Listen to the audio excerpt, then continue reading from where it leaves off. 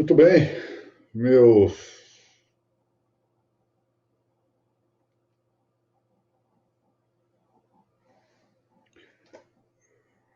meus cumprimentos, agora penso que está mesmo no ar, a todos aqueles que me dão muita honra, muita alegria de termos esta possibilidade de um encontro que se está fazendo quase diariamente ao longo da semana, para tratarmos uma certa liberdade também de temário, mesmo de temas particulares na aula, acerca da propedêutica jurídica, em torno do livro, que com esse nome e o subtítulo Uma Perspectiva Justnaturalista, foi publicado no ano 2001 aqui no estado de São Paulo, mais exatamente na cidade de Campinas, pela editora Milênio, do Dr. Alfredo Abbe. Uma obra escrita pelo professor Paulo Ferreira da Cunha e por mim. Então, eu estou aproveitando o temário desta aula e desenvolvendo algumas ideias em paralelo para preenchermos um pouquinho esse tempo de confinamento em que nos encontramos. E, sobretudo, com isso, afastar um tanto a preocupação obsessiva, que eu diria mesmo nosofóbica, ou seja, própria da nosofobia, do medo de doença, do medo que temos, que é o medo principal. Todos nós, menos conosco próprios, estamos mais preocupados com os nossos familiares. Mais do que nunca, nesse momento, estamos valorizando a importância da família, não? Todos nós estamos sentindo a importância da família nesse momento. Mas, além disso, também tiramos um pouco a cabeça dessa preocupação com a sustentabilidade da vida. Ou seja, a vida não é só vivida nesse momento, mas aquela que deve ser vivida nos próximos tempos. De modo que a destruição da estrutura econômica é algo que nos preocupa bastante, né? Muito bem. Nós estamos cuidando aqui, desde esse encontro de número 11, desde lá a primeira nossa reunião, volto a dizer com uma certa liberdade, talvez excessiva minha, de escolha de temas e de perspectivas, sobre a noção de direito. Eu insisto muito nisso, a preocupação que temos acerca desta matéria é que nisso consiste, basicamente, toda a preocupação da filosofia do direito.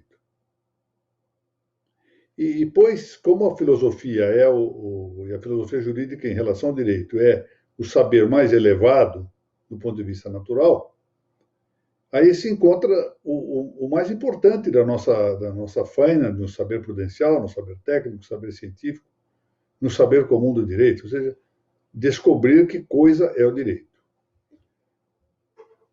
Então, nós vamos prosseguir esta análise hoje, também com uma perspectiva particular, que eu já anunciei ontem aos senhores e que voltarei hoje a referir. Quero, antes de começar a nossa exposição de hoje, tornar a agradecer a Noreg do Paraná, na pessoa da sua presidente, a Tabeliã do Boqueirão, lá em Curitiba, não é? Doutora Mônica Maria Guimarães de Macedo Dallavec, esposa do meu queridíssimo amigo desembargador Fábio Dallavec, pelo apoio que tem dado a essas nossas reuniões, divulgando-as previamente com um trabalho de arte, fazendo chamado banner eletrônico, divulgando isso com muita diligência, assim como também não pode deixar de mencionar o empenho que outras pessoas vêm dando a divulgar esses nossos encontros. Então, não posso esquecer o trabalho denodado da minha estimada amiga, a doutora Laura Porto, igualmente a professora Isabela Bicalho Xavier, do doutor Fausto Mota, e de outros tantos que têm muito prestigiado essas nossas reuniões. Muito bem. Hoje nós vamos tratar, eu já havia anunciado isso, já prenunciado há muito tempo, que eu gostaria de falar um pouquinho sobre esta matéria. E ontem e anteontem disse com mais mais firmeza que trataria do tema hoje, é o que eu vou fazer. É a distinção ou discrimen entre a interpretação e a intelecção no exercício das atividades jurídicas, designadamente das atividades jurídicas no plano do saber prudencial. Vou explicar isso. Mas antes de começar propriamente o exame da matéria, eu vou me dedicar um tantinho para dizer daquilo que eu não vou tratar, assunto que eu não vou cuidar. Não se trata aqui, nesta aula, de examinar a fundo o conceito de interpretação. Isso exigiria uma série de aulas. Eu até penso um dia preparar-me para essa série de aulas, trabalhando sobre a grande obra, a grande parte da obra de Valerio de Goitisolo, em que ele se dedica, na parte referente à determinação do direito, ao tema da interpretação. Ele se dedica com muita largueza e com muita segurança. Seria, por assim dizer, um grande condutor para o exame do conceito de interpretação. Mas não é isso que nós vamos fazer agora. Há tanto, eu trouxe, como quero indicar alguma leitura para aqueles que queiram dedicar-se ao exame mais aprofundado de certos temas, além da obra do Valerio, a que eu vou me referir depois mais especificamente, 3 livros que considero muito interessantes para o tema da interpretação, entre outros, haveria muitos outros, naturalmente, né? Mas eu trago aqui 3. Primeiro, esse autor interessante é um autor brasileiro, lá do estado de Pernambuco, que publicou esse muito interessante livro, publicou na França, pela Harmattan, de Paris.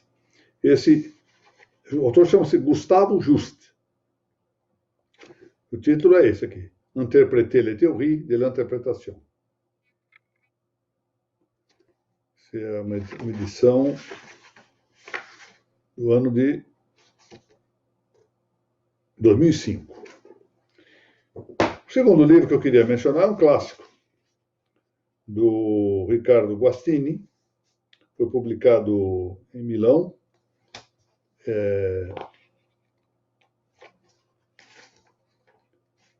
pela Dote Giuffre, dentro do Tratado de Direito Civil e Comercial, dirigido por Tico, Messinio e Mengoni. E originalmente dirigido por ele, posteriormente houve continuidade. Guastini escreveu esse trabalho, l'interpretazione dei documenti normativi, um trabalho precioso, né? Muito, muito interessante. E, finalmente, deixei por último, porque esse livro foi o que me chamou mais atenção nessa matéria e valeu por uma verdadeira reordenação do tema, do ponto de vista intelectual. Um trabalho muito interessante de um autor francês chamado Yvan Elissalde. Está vendo? Critique de l'interprétation, da editora Vran, de Paris, no ano 2000. Vale muitíssimo a pena esse livro. E é muito interessante dizer o seguinte, a propósito do Elissalde. O professor Michel Villey, grande professor de Direito, né, de Paris, usou muitíssimas vezes a expressão hermeneutismo, exatamente para falar da ideia da interpretação jurídica, sobretudo jurídica, que não tem parada, ou seja, está permanentemente evoluindo, mudando, alterando, estabilizando-se, etc. A labilidade interpretativa, ou seja, algo que sempre cai, sempre muda, não há firmeza, não permanece, não persiste no tempo. Hermeneutismo. Em português, hermeneutisme, em francês.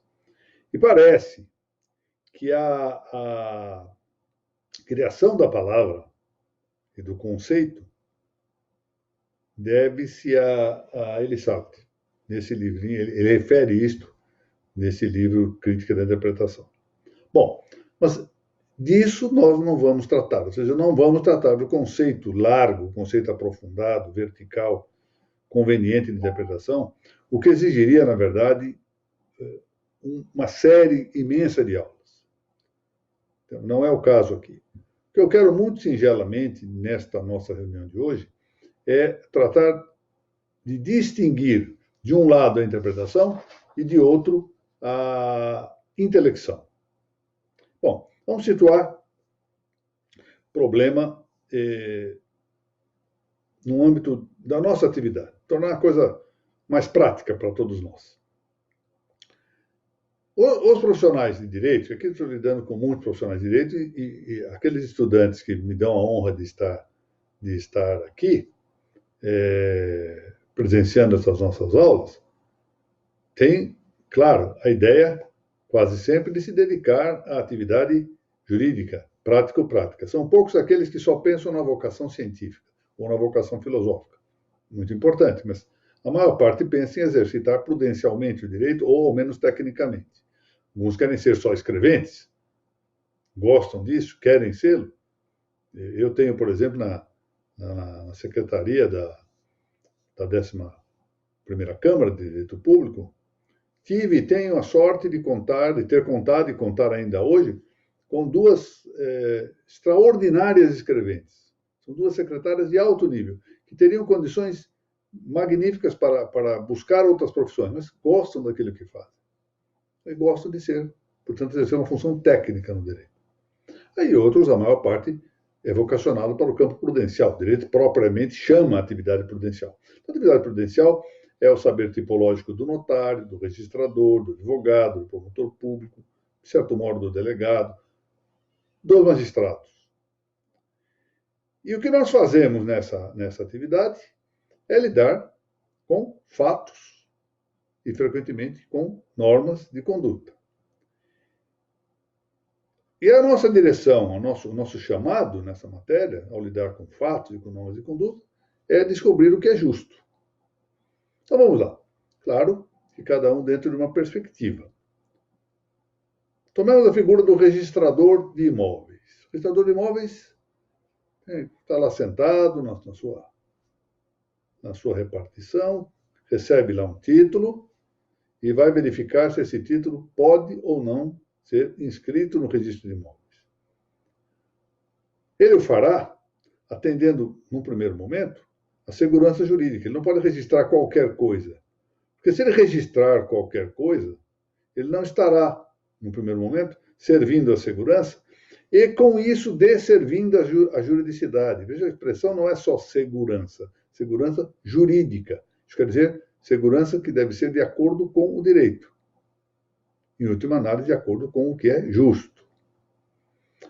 O notário, quando recebe seus clientes, e os clientes querem fazer um negócio, celebrar um negócio jurídico, o notário exercita uma função extraordinária. Ele vai determinar o negócio jurídico.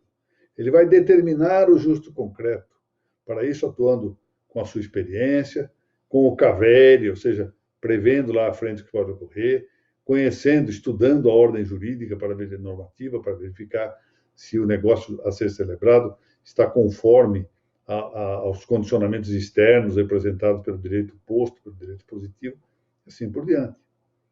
O advogado, essa função hoje que tem de enfrentar uma imensa insegurança jurídica, eu tenho, de certo modo, tenho duas filhas que são advogadas, então eu sempre fico pensando isso.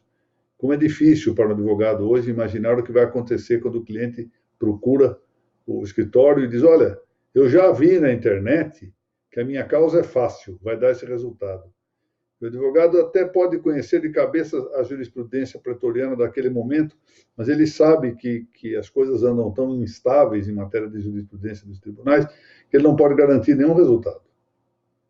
Veja que situação dramática.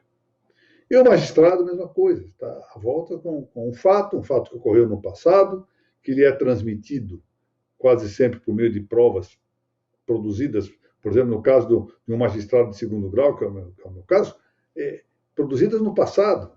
Essas provas foram produzidas lá em primeira instância, audiência de testemunhas que se referiram a um fato passado. Ele tem que apanhar tudo aquilo e tentar conhecer o fato, tentar apurar o fato para aí descobrir onde está o direito. Bom, isso tudo nos mostra que há necessidade de uma coisa, que é o diagnóstico do fato. Seja o registrador que apanha um título notarial e vai examinar o que está nele escrito, para tentar descobrir qual é o fato, seja o notário, que tenta descobrir o fato da vontade das partes, para verificar se consegue compô-los, esses dois fatos, a vontade de um e de outro, para a melhor celebração de um negócio jurídico, seja o advogado, seja o promotor público, quando eles tentam ver qual é o melhor meio de alcançar um resultado justo, seja ainda o juiz, todos eles devem diagnosticar o fato. José Castantobenhas, que foi um presidente da Suprema Corte da Espanha, já dizia quase na metade do século passado, passando um pouquinho a metade do século passado, que o grave problema que afligia a magistratura, falava da magistratura jurisdicional, magistratura contenciosa, mas isso pode estender-se às demais profissões jurídicas. O grave problema é a ausência da diagnose do fato, ou seja, uma certa preguiça em examinar o fato. Uma certa busca de soluções estereotípicas. Encontrar a coisinha certa e martelar o fato dentro da coisinha certa, dentro de uma fórmula. Fenômeno que só se fez agudizar nos tempos contemporâneos, porque para isso colaborou a tecnologia.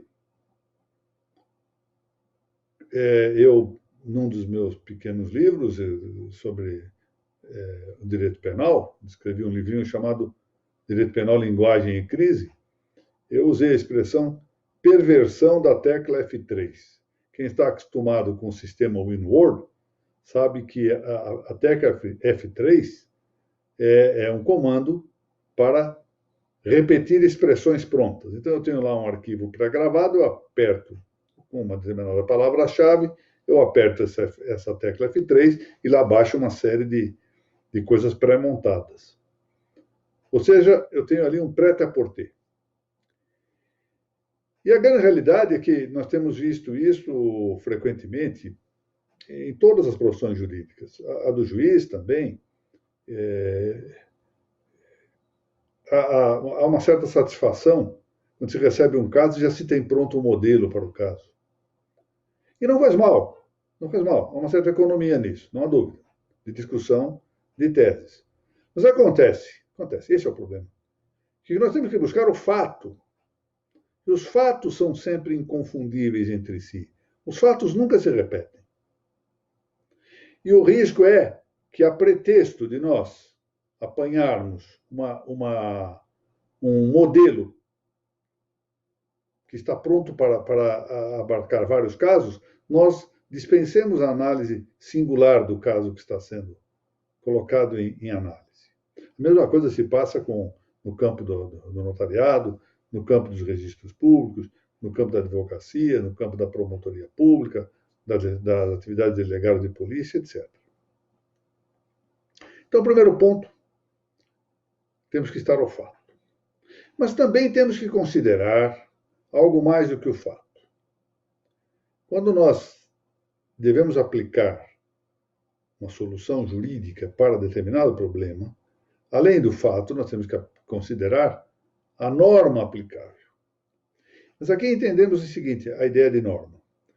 Não é o texto da lei ou o costume, pura e simplesmente. É aquilo que se poderia chamar de norma do caso, porque é no caso que está a solução justa. Muito bem.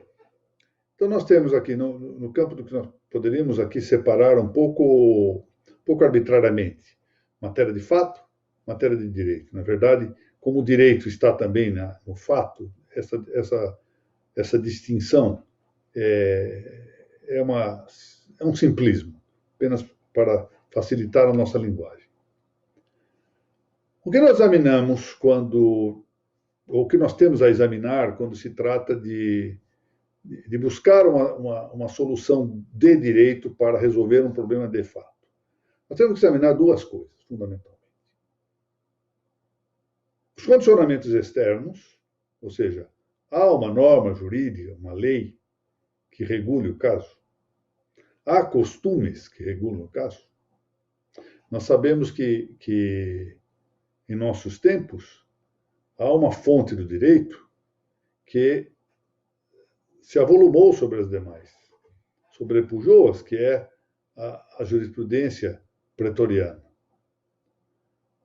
Carlos Maximiliano havia dito, com uma certa razão, que conhecer a jurisprudência dos tribunais, para isso basta ter um bom arquivo, hoje basta ter um bom computador. Bem, eu acho que a jurisprudência tem o seu papel, a jurisprudência pretoriana. Ela deve ser efetivamente vista, porque boa parte dos julgados reflete a experiência,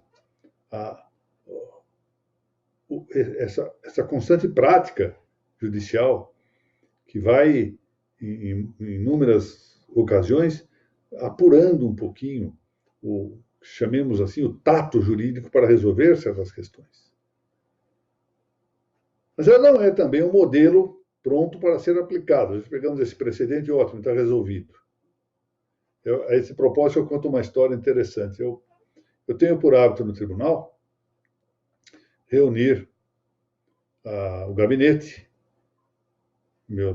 minhas assessoras, para uma conversa semanal, na qual conversa são, sobretudo, expostos os casos novos que entraram, elas me fazem o relatório desses casos novos, eu examino os autos para avaliar provas aqui e ali, quando é o caso de dependência de prova, e indico soluções provisórias, e elas produzem uma proposta de voto, eu próprio corrijo os votos, às vezes estou de acordo, às vezes não, faço ali os meus acréscimos ou as reduções que ache por bem fazer.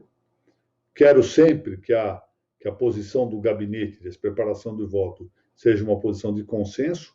Quando ela não é de consenso, me apresentam as posições em debate para que, o mais possível, sem excluir a possibilidade de que eu erre, infelizmente assim é a vida, o mais possível eu evite o erro. Muito bem, um belo dia, apareceu lá um caso interessante, novo, nós colocamos em debate. As minhas assessoras são realmente não só intelectualmente preparadas e muito boas no campo jurídico, mas algumas estão há dezenas de anos comigo, mas, sobretudo, são moralmente muito, muito honradas. E, então, me disseram que estavam em dúvida, eu examinei o caso, pensei e dei a solução. Faremos assim, assim, assim. Mas passou uma semana, o processo não voltou para mim. Aí eu chamei o gabinete. Escuta, semana passada nós discutimos aqui um caso, eu estava esperando receber o projeto de voto para acrescentar alguma coisa, aí vocês não me mandaram. Aí uma delas, com muito boa vontade, disse, mas é que nós não encontramos ainda nenhum precedente dos tribunais posteriores, se referiam ao Supremo Tribunal Federal, ao Superior Tribunal de Justiça, para poder incluir no voto. Disse, e quem é que disse que é obrigatório fazer isso? Até aí, vejo que isso se tornou moda, ou seja, não há nenhum julgado de que não se queira mencionar uma referência de tribunal posterior. Não se menciona a doutrina. Aliás, eu sou supervisor da biblioteca lá do Tribunal de Justiça há muitos anos, e nós temos visto isso, uma queda muito grande de consultas a livros por parte dos assessores dos magistrados do tribunal. Ou seja, a consulta ficou mais fácil, mais rápida, pela internet junto aos acórdãos. E então a jurisprudência pretoriana passou a ser praticamente a única fonte do direito. Muito bem.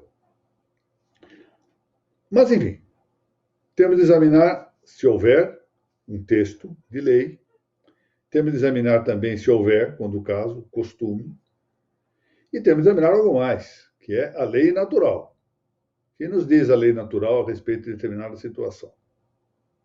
Isso é importante. Examinamos esses três fatores. Agora, notem bem, nós temos frequentemente, muitos de nós temos, e eu próprio também, porque a linguagem acaba contaminando, né? O equívoco de linguagem acaba contaminando a nossa própria forma, a nossa dicção.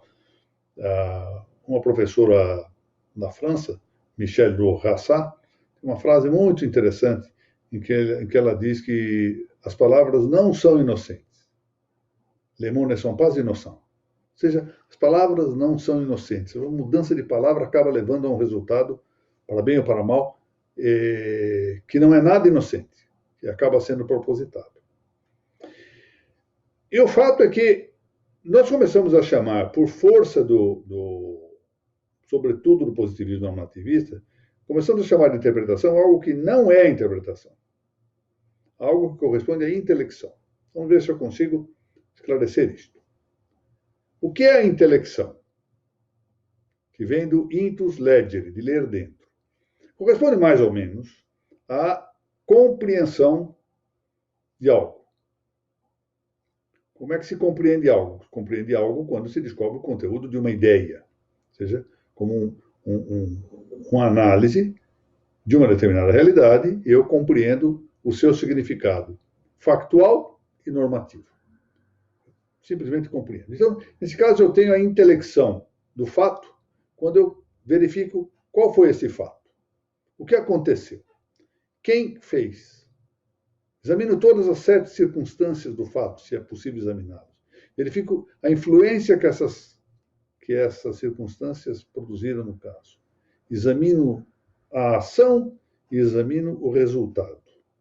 E, se possível, já começo num primeiro momento, a avaliar o valor ou desvalor da ação e do resultado. E, ao mesmo tempo, isso é uma coisa que se faz tanto num caminho indutivo do fato para aquilo que nós chamaríamos de premissa maior, que é a lei natural, o princípio da sindérese, lei natural, os condicionamentos externos. Trato de verificar, em seguida, compreendendo o que é isso, compreendendo qual o sentido da lei natural, qual o sentido dos condicionamentos externos, compreendendo o significado normativo que ali se encontra. E vou fazendo uma viagem, portanto, indutiva, do fato para esta ordem que eu chamei de ordem jurídica, ordem normativa, e devolvo também como uma espécie de um diálogo entre essas realidades. Até que eu encontre a solução que me parece razoável e que eu julgo que seja a res justa de determinada situação. Mas, em ambas as situações, o que eu fiz foi uma intelecção, ou seja, uma compreensão do fato e uma compreensão da ordem jurídica. O que faz o positivismo, sobretudo o positivismo normativista? Nos inclina a viver espartilhados, fechados, confinados, aproveitando o momento, internados, não é? Isolados totalmente, com um texto normativo, um texto de lei. E nos faz deduzir exclusivamente desse texto de lei coisas que vão aplicar-se para o fato, queira ou não queira o fato. Ou seja, não é a norma que se vai moldar. A norma já tem tudo pronto nela. Ou seja, simplesmente aquilo se aplica ao fato, porque o fato se submete inteiramente ao império desta norma. É o que se chama de subsunção, pura e simplesmente. E chama isso de interpretação. E a maior parte dos autores contemporâneos chama isso de interpretação. Quando, na verdade, é uma intelecção, em que eu trato de descobrir a mens legis.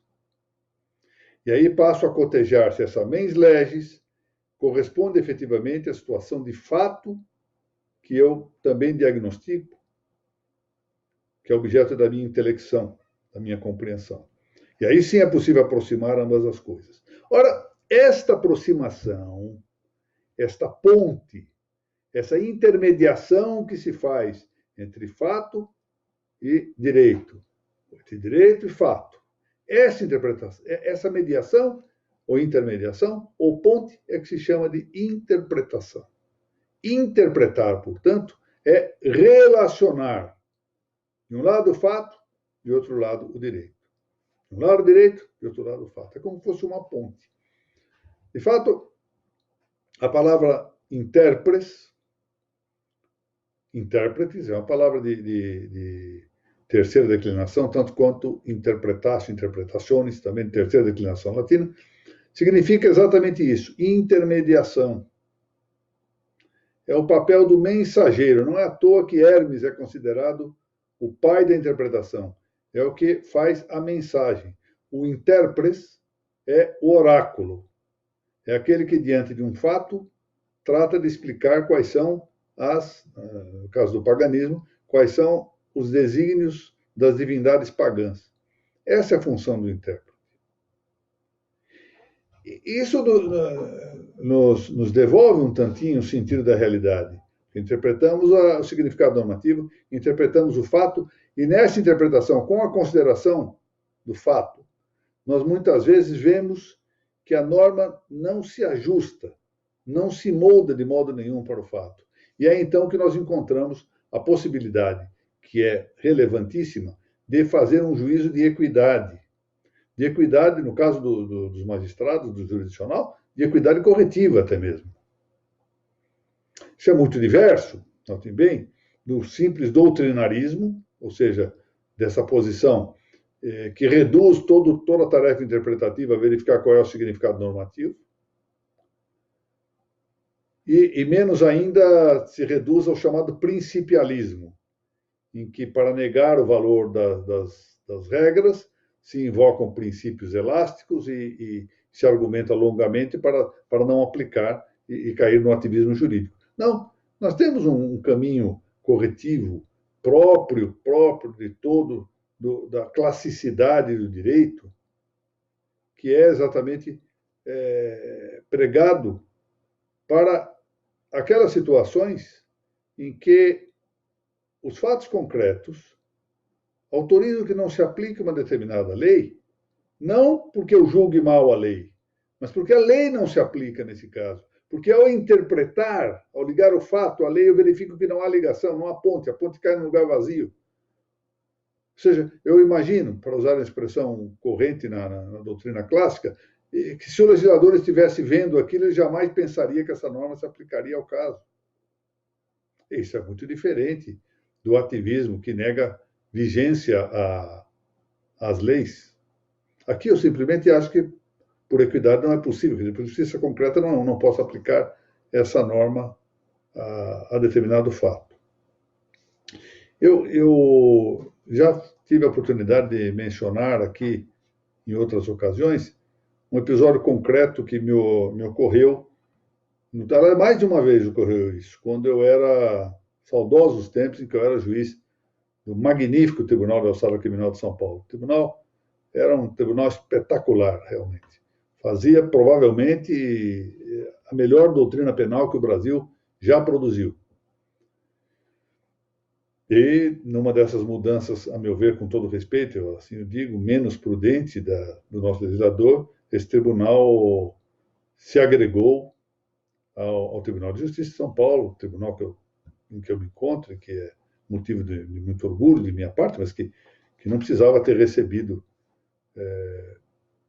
em seu bojo os tribunais de alçada, com que ele se transformou num tribunal grande demais e hoje padece dessa dificuldade de ser um mega tribunal, com 360 desembargadores e mais não sei quantos juízes substitutos de segundo grau. Então, imaginem como isso é difícil de reger, não é?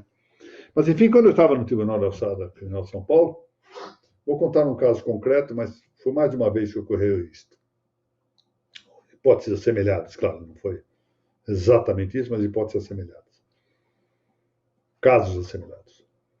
Dois jovens, esse caso me marcou bastante. Dois jovens, 18, 19 anos, foram jogar futebol no final de semana, aí no interior de São Paulo. E lá estavam, depois do jogo de futebol, cansados, fizeram um churrasco e não estavam acostumados a beber. E acabaram bebendo um pouco demais. Voltaram para casa e no caminho viram uma gaiola de um passarinho, numa casa, pularam o muro da casa, entraram ali, pegaram o passarinho, mataram o passarinho, fizeram um churrasco com o passarinho, comeram o passarinho e bêbados foram dormir. No dia seguinte, quando acordaram, se deram conta da asneira que haviam cometido.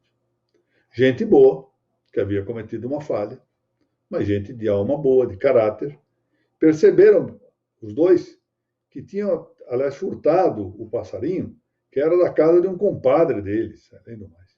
Foram chorando procurar o compadre, pedindo desculpa, diziam que pagava o passarinho. O compadre falou, mas passarinho não custa nada, esse passarinho aí é um pardal, custa R$ 10, não se preocupe, eu entendi, vocês ficaram bêbados. Mas eles estavam de tal modo chateados, amargados, com a consciência pesada diante do que haviam feito, que não se contentaram em pedir desculpas para a vítima e sujeito passivo do furto, mas foram procurar o delegado de polícia. Se apresentaram, doutor, nós somos culpados aqui. E o delegado ficou assustado, porque ele era um delegado jovem, que achou que devia tomar providências, devia mesmo ter tomado providência, como tomou, verificou lá no Código Penal e descobriu que era um caso de furto praticado em concurso subjetivo, ou seja, com concurso de agentes. Foi um furto, portanto, em princípio, qualificado. Fez o relatório, colheu as provas, ouviu a vítima, tomou as declarações dos dois indiciados, o processo foi parar nas mãos do Ministério Público da comarca, que é a cidade vizinha, aquela que é uma cidade de distrito muito pequeno. A promotora entendeu que era caso de denunciar os dois meninos pela prática de furto qualificado do tal passarinho. E o fato é que eles confessaram em juízo e foi-lhes aplicada a pena a pena mínima, que era de 2 anos de reclusão. Pena na parte da privativa de liberdade. Eles tinham um advogado dativo. O advogado dativo apenas recorreu do seguinte modo: a prova dos autos não convence da condenação. É evidente que era mais que convincente da condenação, a prova dos autos.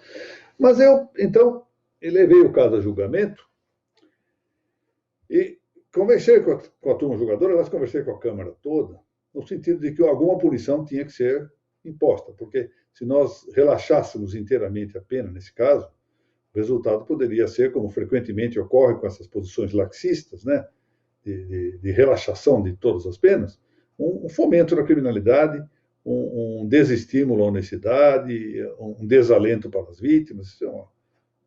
Isso não pode ocorrer. Mas que nós tínhamos que ser temperados na punição. E que era verdade que a minha Câmara, que era a 11ª Câmara de Direito Criminal, do Tribunal de Estado Criminal, não aceitava a mescla entre furto qualificado e privilegiado, isso não seria possível fazer, naquele caso específico, era de afastar o furto qualificado e entender que a ação estava cobertada pelo privilégio. E nós reduzimos a pena não sei se a pena simplesmente a multa, ou se também há uma prestação de serviço de comunidade, algo assim, mas reduzimos por entender que se o legislador estivesse diante daquele fato, de um furto com aquelas características, de 2 jovens, até então sem nenhuma reprovação na vida, nem no tempo de infância e juventude, nem depois da maioridade, 2 jovens que demonstravam ter muito bom caráter, um furto manifestamente de bem de pequeno valor, do ponto de vista econômico. Se ele estivesse presente nessa situação, não entenderia que seria caso de impor a pena de 2 anos de reclusão. Então, o que se fez, então, aí? O que o tribunal fez? O tribunal fez a intelecção do fato, verificou qual era o fato, foi fazer a intelecção do direito e verificou que seria, obviamente, que no momento em que se fizesse a interpretação, ou seja, a ligação do modelo jurídico do furto qualificado, que era um furto qualificado, teoricamente, para o fato que estava sendo julgado, era evidente, saltava aos olhos a desproporção, a inconveniência. Portanto, não foi falha de intelecção, ao contrário, inteligiu-se bem o fato, inteligiu-se bem a norma, extraiu-se o significado normativo e verificou-se que essa norma não, na interpretação, portanto, na ligação entre ambos, essa norma não poderia aplicar-se ao fato que estava sob exame. Muito bem. O objetivo desta nossa exposição foi ainda realçar a importância da busca da noção de direito e, no nosso caso, realçar que, acima de tudo, nós estamos em busca do principal elemento dessa noção de direito, que é a res justa, a coisa justa. É isso que conta. Nós devemos buscar a coisa justa. O resto é caminho para encontrar a coisa justa. A lei é um caminho. A lei não é propriamente o direito. É algo do direito, como diz muito bem Santo Tomás de Aquino. E aqui o fizemos mostrando como a prática jurídica nos leva a esse resultado. E como a prática jurídica, ao contrário, pode levar-nos a soluções equivocadas. Por exemplo, de situacionismo jurídico, em que julgamos o caso independentemente da norma, não consideramos a norma. Por exemplo, como seria, imaginemos uma hipótese, se alguém registrar uma escritura notarial de compra e venda em um livro do registro civil, entendendo que isso pode ter efeitos de aquisição imobiliária, não dou bola para a norma, registro aqui e acabou. Ou, se nós quisermos, de outro lado, essa atitude abstracionista, que nos leva muito próximo daquele conceito mais amplo no plano político, que é o do idealismo utópico a que se referiu o grande Oliveira Viana, que ficamos só com uma espécie de doutrinarismo abstrato. Então, com isso nós vamos avançando na compreensão que é para toda uma vida. Há toda uma vida em curso para considerarmos que coisa é o direito. Foi muito bem. Na aula que vem, que será na segunda-feira, porque eu não quero... Amanhã eu tenho que dar uma aula de manhã para aqueles que quiserem honrar-me com isso, na página do Colégio Notarial do Brasil, Seção do Paraná, lá no YouTube. Então, se a Laura estiver presente aqui no grupo, Laura, você que sempre ajuda nisso, ponha o link, por favor, do Colégio Notarial do Paraná, eu agradeço. Então, amanhã eu vou dar essa aula de manhã lá, que é a continuação do tema da propedêutica jurídica, e, salvo engano, amanhã nós vamos tratar de um tema muito delicado, acho que é o tema da sindérese. Se eu não estou enganado, nós vamos tratar da sindérese. Na segunda-feira, se nós me derem a honra de nós continuarmos esses nossos encontros, a minha projeção agora é de tratar do direito como objeto da virtude da justiça e dar uma visão, ainda que, como sempre, deva ser sucinta, de como corresponde estimar esta presença do direito, objeto da justiça, no conjunto de todas as virtudes. Ao menos, nesse primeiro momento, das virtudes cardeais e algumas anexas. A seu tempo, podemos avançar para considerar outras virtudes, entre elas as teologais. Então, ficamos assim ajustados. No princípio, na segunda-feira que vem, faremos isso, e eu pretendo fazer algumas indicações também de livros que conviria que lêssemos. No mais, eu quero, como esta nossa última aula da semana, antes da Páscoa, quero desejar a todos uma Santa Páscoa no domingo, com muita paciência, uma vez que não poderemos, muitos de nós, é o meu caso, estar em contato com os nossos familiares.